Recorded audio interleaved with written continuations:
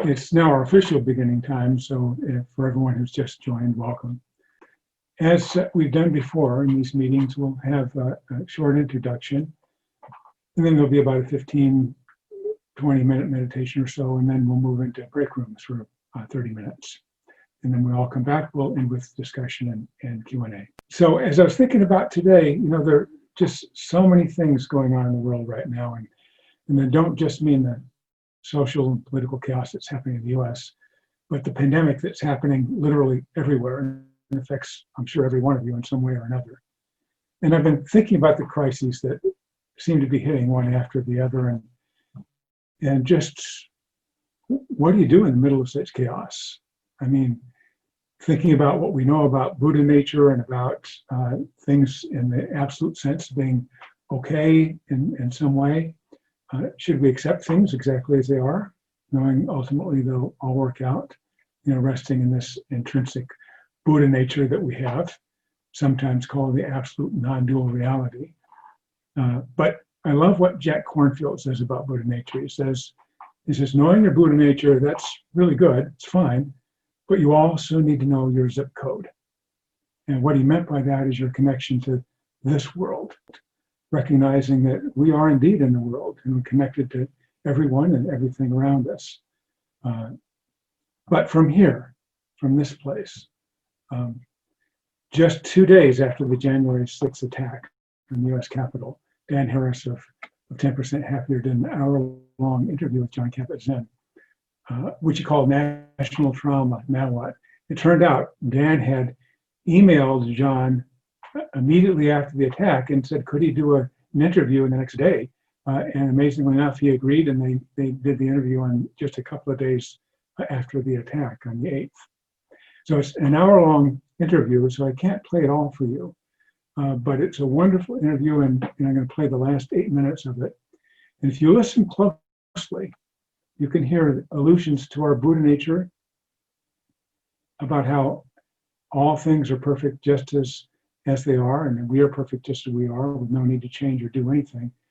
But also the references to our zip code reality, and that place from which we can take action and make a difference. So it's audio, so it's nothing to see. But I'm going to use screen share here so that so you can hear it all well. So let me do that. And this will be about 8 minutes.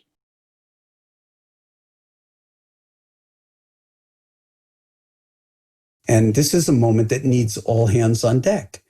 And then we need to be in dialogue, not with people who are in our little thought bubble and that think alike and that meditate and everything else, but precisely at those interfaces with the people who see things very, very differently from ourselves. How that's going to unfold, I don't know. But I myself am pretty optimistic that we human beings and even we Americans are really capable of digging deep into our true nature and coming up with something that is authentic, that's robust, that's true, that's ethical, that's kind, that cares. And that's now our karmic assignment as a country and as a species. And you're calling on everybody listening and everybody, full stop, to get involved. And I want to be clear, at least my understanding of what you're saying in terms of getting involved, taking action, it doesn't have to be grandiose. It can be as simple as, helping out your neighbor. It can be as simple as voting. And Totally. And let's say it, in terms of voting, it wasn't that simple. I mean, it took a lot of work to get people to vote, especially in the face of voter suppression, systematic, organized voter suppression by elected officials throughout the country, not just in Georgia.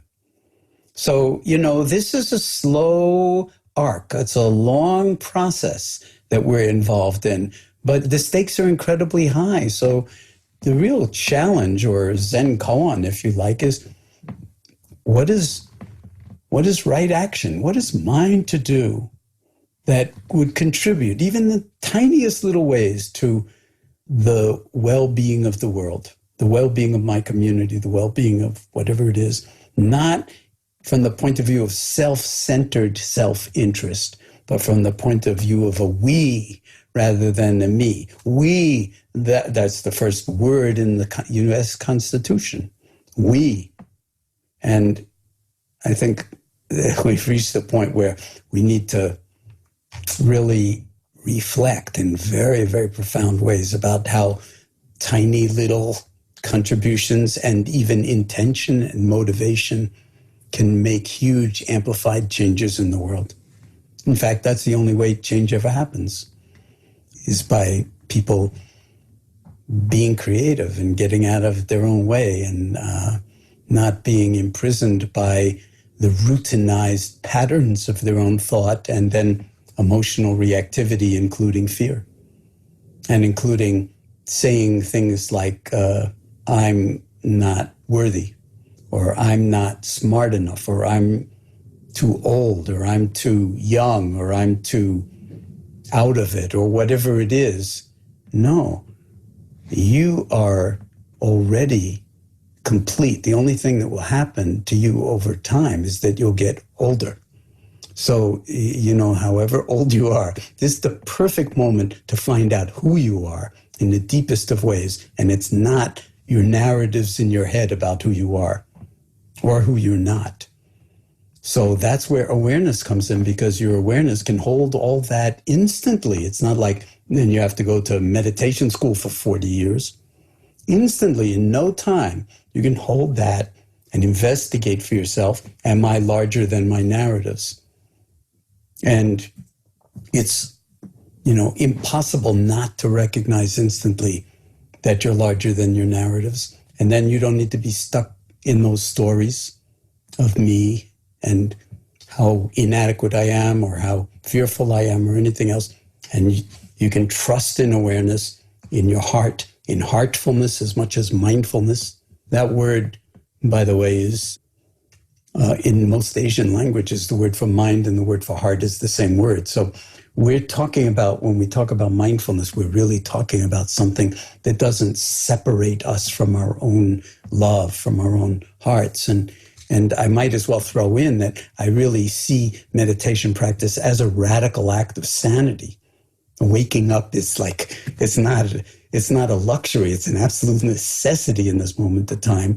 And it's a radical act of sanity to stop and drop into the present moment and to not believe your thoughts. I mean, I had a bumper sticker once that said, don't believe everything you think. I've come around to thinking maybe it should have said, don't believe anything you think, unless you hold it in awareness first and ask deep questions about its validity.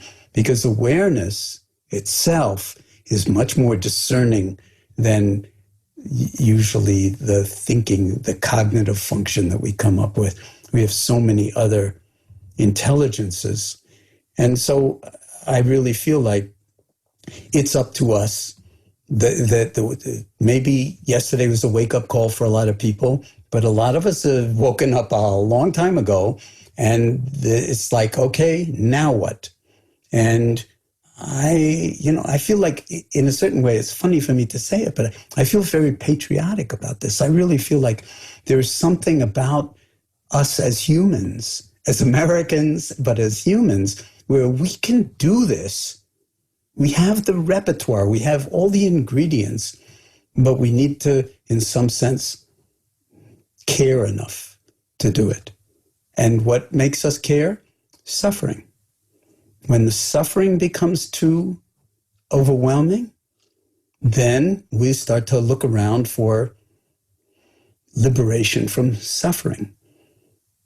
That's what meditation practice is all about, is the direct recognition of the potential for liberation from suffering through action and through stillness. And they're not two separate things. They're, again, like two wings, one bird. Stillness, incredibly important to really learn how to inhabit the domain of awareness. But on the other hand, taking it out into the world, when the world is on fire, you don't sit there and meditate on your meditation cushion.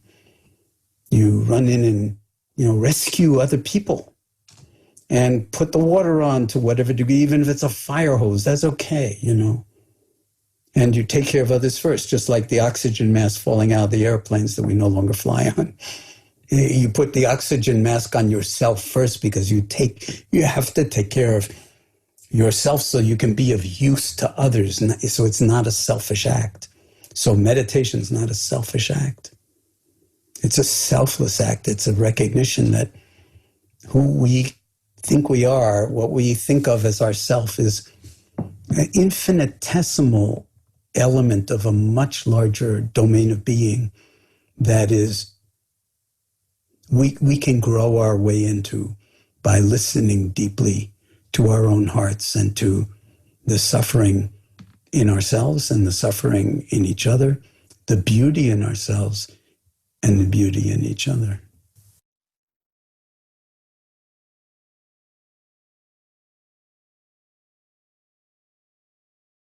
So as scary and uncomfortable as crises are, a significant crisis often creates great openings once it wouldn't have happened otherwise, emergent possibilities that weren't apparent before.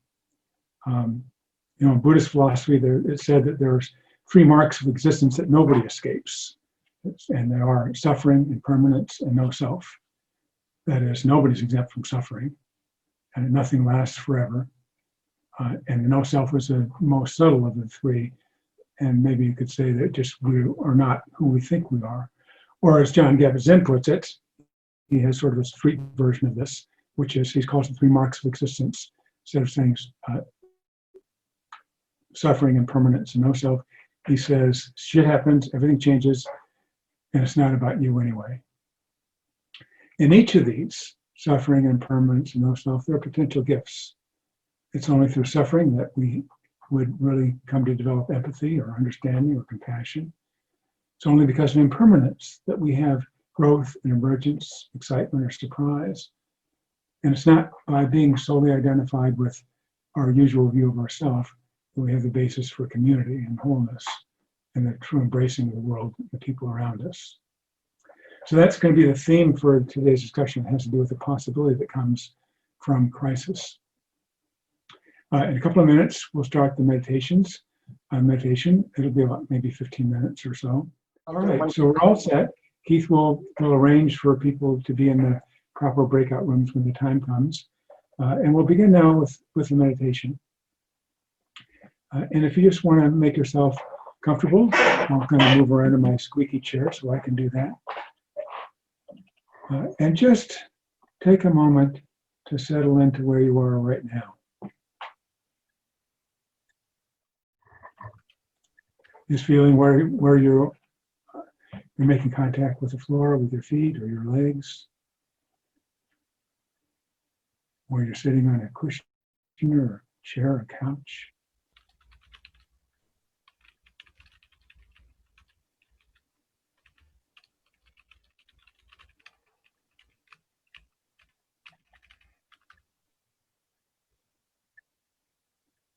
Just notice how your hands and your arms are resting in your lap.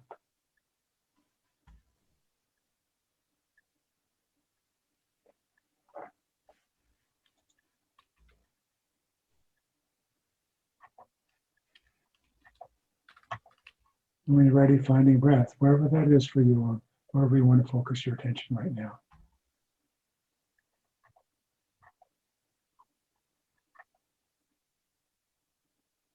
You may be noticing your breath in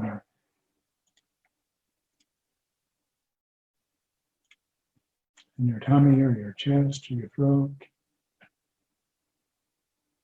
If you've been on speaker view, put the screen on gallery view so you're not distracted. I'm going to turn my video off in a second.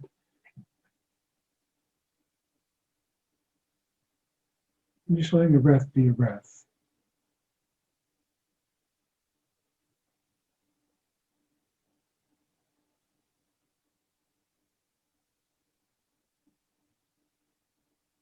Actually feeling the movement of your breath, the rhythm of your breath.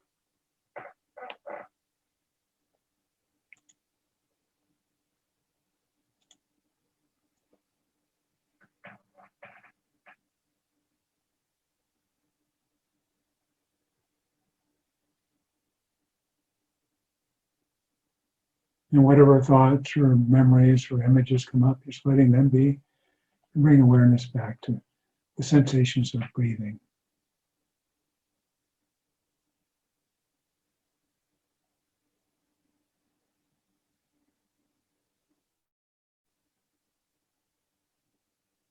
There's nothing to do, nowhere to go.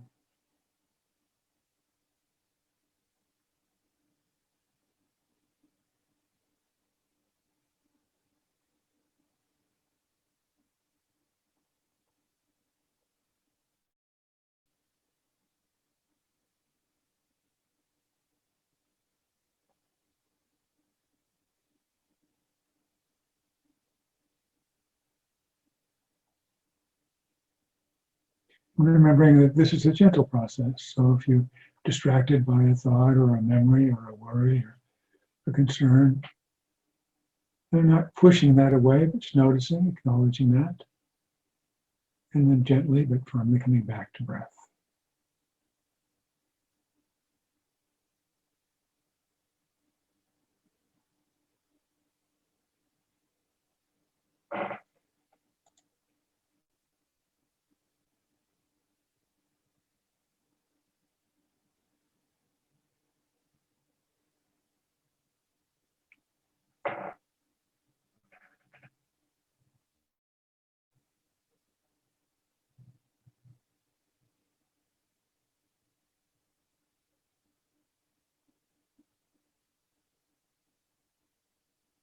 It's easy for the mind to go off into things that we're concerned about. And with so much difficulty in the world, it's easy to take the good things in our life for granted. And seeing if you can right now reflect and recall something in your life, think about something in your life that you're grateful for right now. Could be a spouse or a partner, a family member, a good friend, or even a pet. It could be being able to do work that you love, or living in a great location or community.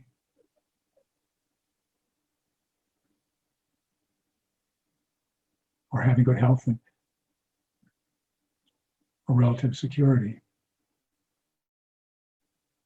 It's whatever comes up that you're grateful for.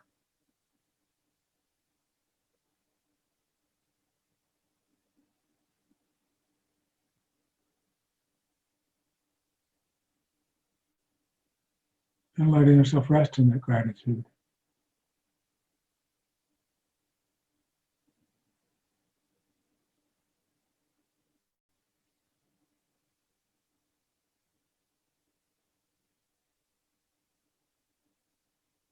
And there may be several things that come up as you reflect.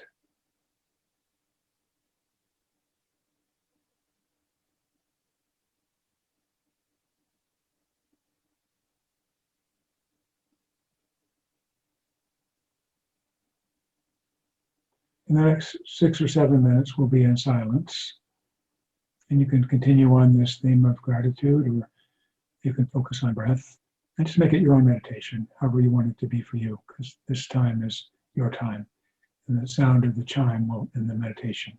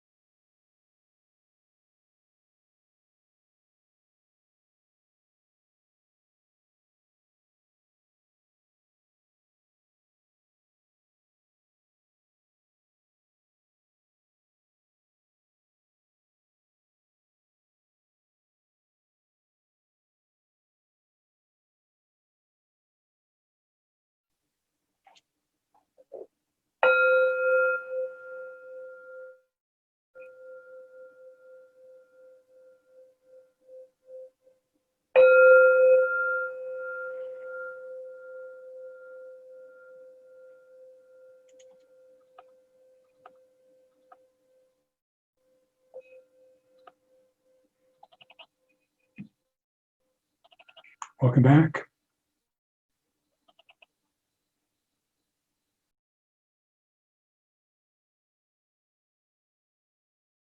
So now is the time where we can chat a little bit just together, the 15 minutes or so we have.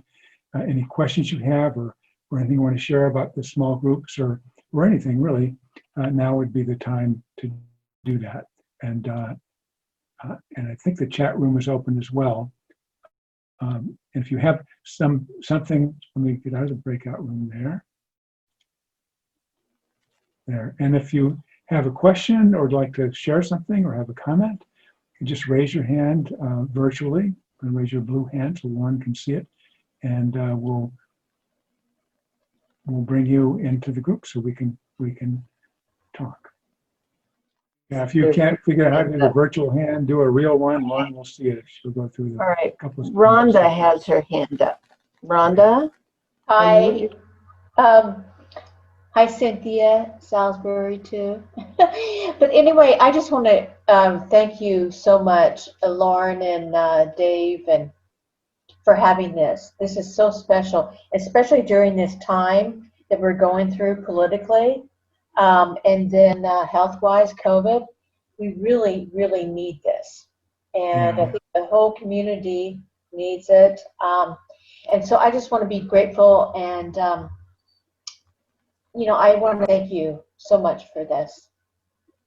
And our breakout room was excellent today, and hopefully I'll get a breakout with Cynthia sometime. Law school buddy with who we graduated with. Okay, Yeah. thank you. You're welcome. Well, it's good to see you here again. And those of you who have been here more than a few times may discover that you won't always get in the room that you may have wanted to be in with someone you've seen before, but often it happens that you wind up in a room with somebody you've been in the room before, so it's fine. So that tends to happen. I have patience. Yeah, well, patience is a good virtue to have in these times. Thank you very much. You're welcome. Anyone else? Okay, I'm not seeing any other hands. And no other blue hands, but I'm going to switch to a gallery view and just see if somebody has a real hand up. All right, anything you want to share about the experience, the breakout rooms, or about the meditation?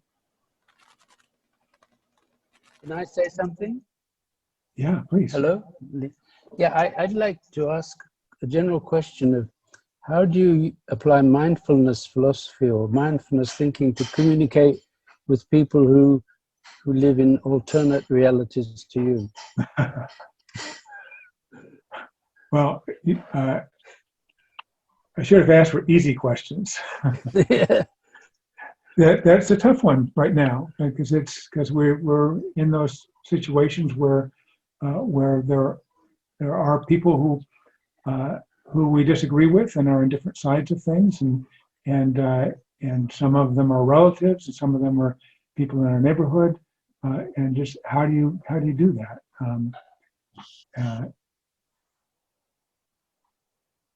And I suppose that the first would be to recognize that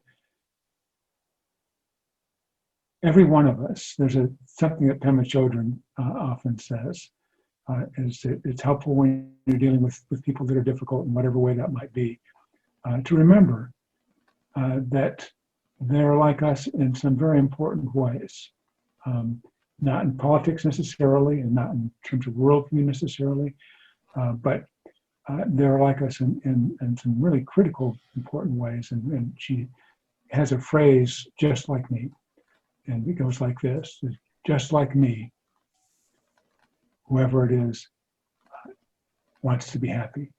That's true for everybody. Just like me, they want to be loved. Who doesn't want to be loved? Just like me, they're doing the best they could possibly do with the resources they have. If you remember that the resources they have includes everything. It includes not just where they are in life, but it includes their upbringing, it includes the people who surround them, their friends, includes their social environment, includes their genetics, it includes their health, it includes their situation, it includes the part of the world they live in. people that are around them. And it's literally true. If you really think about it, they're doing the best they can.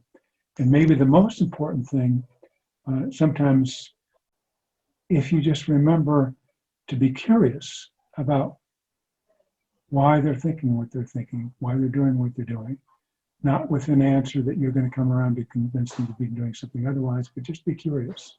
You know, what motivates them, what's important to them, what has them believe what they believe. So you understand from their shoes more of what's going on. So it's actually more listening than telling. It's easy to get into a telling mode because you think you know what they need to hear. And you actually don't know what they need to hear. But what they can appreciate is you listening. And through that listening can come an opportunity for you to share what's going on with you. But first would be listening. Does that kind Some of of make them, sense? a lot of them are blatantly disingenuous. I mean, they're just trying to screw you. Well, So, I mean, there are some conversations that you don't need to continue. You know, if that's Can I say something to Leon Yeah. real quick? I spent a week last week with my living in my daughter's home, and she and her husband and his family was there, and they're Republicans, and I'm a Democrat. And after last week, especially in the middle of the week, what happened, I held my tongue, but in January or last September, I had told my son-in-law, and I put in the chat, I told him, I said, I understand where you are. You're not going to change me. I'm not going to change you, but this has nothing to do with our relationship. I understand where you are, as long as you understand where I am. And our relationships are too important to let this interfere with us. And last week we got along fine, even though there was so much going on, because, you know, we don't have to, you know, it was awful. It was awful. Last week was awful, but we did not talk about it, and it did not ruin our week of spending a week together.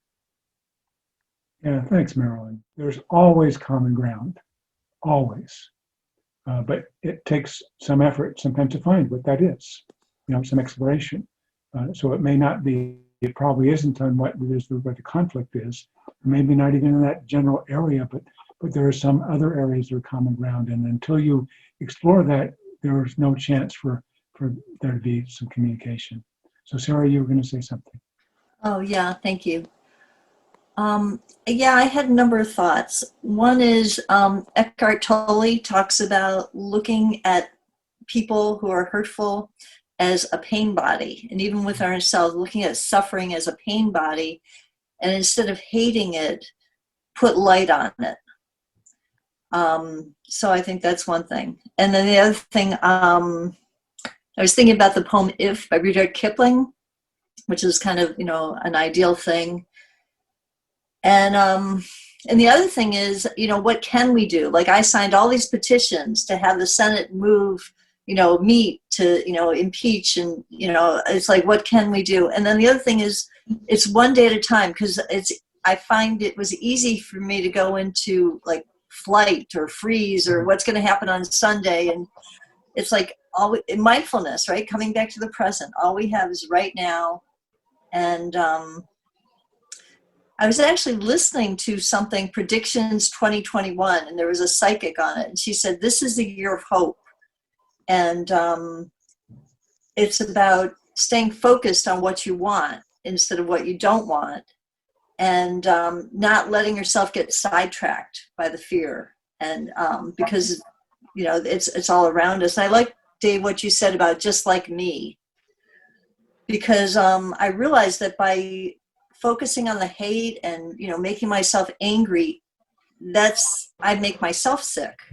That's how I flood myself with negativity. It's like, this is going on all around us. Somebody asked me how I was, and I said, oy vey. And I realized, you know, in this moment, I'm okay.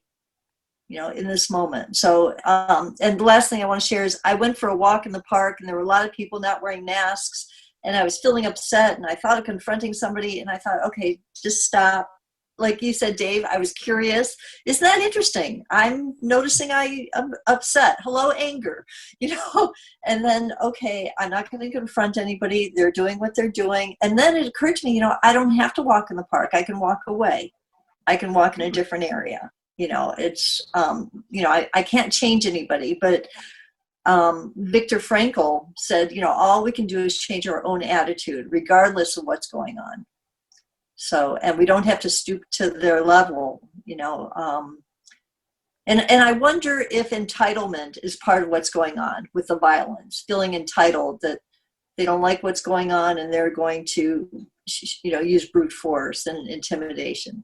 Anyhow, thanks for listening. Well, it's always more complicated than we think, I think, if we really investigate. And I love, Sarah, what you said about saying hello to the anger, because the moment you do that, then you're bigger than the anger. You are not consumed by the anger, because there's a part of you that can say that itself, as John Kabat-Zinn would say, that part of you that's angry is the awareness, is aware of the anger, is the awareness angry.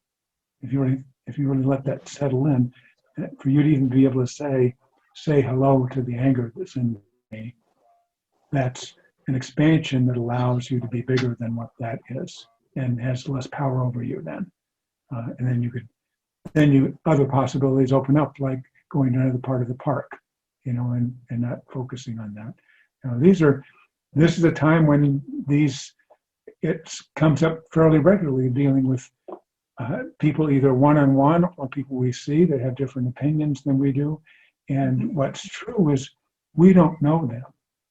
Honestly, we don't know them.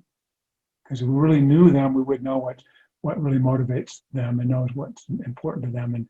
And there's a possibility of connection that you don't see. It doesn't mean you don't hold what's true for you and support and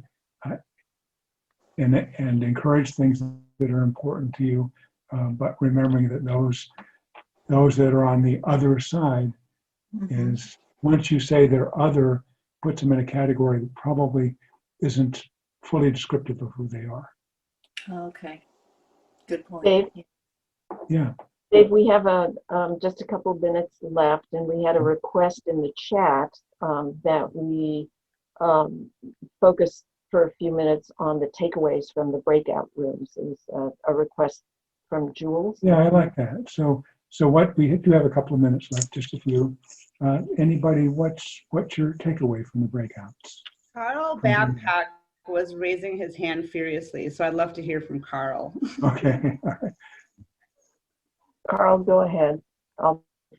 Once you start talking, I can spotlight you. You're muted, Carl. Still muted. How about now? There you are. Yeah, you're good. Oh, okay. No, I just wanted to say that I really enjoy this, and I always never look forward to the breakout rooms, because I always think, what am I going to say to all of these strangers? And I realized today this was the third time I've been kicked out of the room because the time just ended. So it really works well. So I just wanted to say thank you to everyone in these breakout rooms. If it wasn't anything profound, just that's it. I have a question. For people who regularly come to your sessions, couldn't you arrange that the breakout rooms, the same people get together, because then there's some kind of continuity about it, whereas if you're up against new people all the time, you have to start from scratch. Do you see what I'm getting at? I hear what you're saying. And you don't know how complex it is just to make a few of you go in the same room with the Spanish group. So it's very tricky. And if we can take what Carl said, Carl's winding up in different people each time, wondering how he's going to do. And I would say it's complicated to do that. I understand what you're saying. Yeah. It's very complex to do that. But I would say that given that it's relatively random, and if you come more than a few times, you will encounter people that you've met before. That's happened with most people who've been here for a number of times. That does happen. the group size that we've been having, and just take the gifts as they are with the people that do show up, because you don't know who's going to be there or what you're going to have in common. But for most of you, I would assume, because you're coming back, something happens that you didn't expect, even with people you didn't know. But thanks for that idea. I would love it if we could find an easy way to do that. I don't know of an easy way to do that.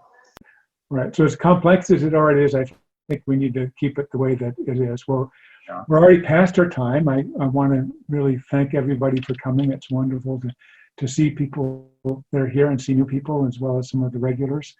And one thing I sometimes forget to mention is if during the Q&A there's something that if you're part of the Q&A, you would rather not be in the recording, let me know and I'll make sure that's not in the recording. Of course, the breakouts don't get recorded.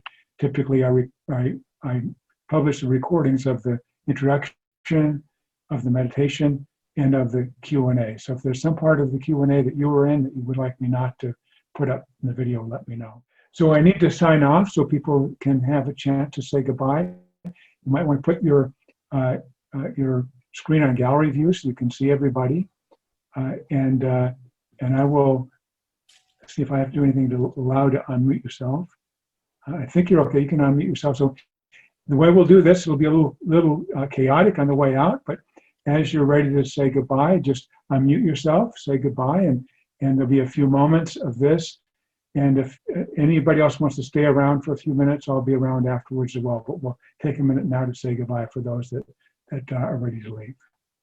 Bye. Bye. Adios. Sue Bailey Weaver. Bye-bye. Yeah, Bye, everyone. This is Sarah. Ciao. Bye-bye. Gracias.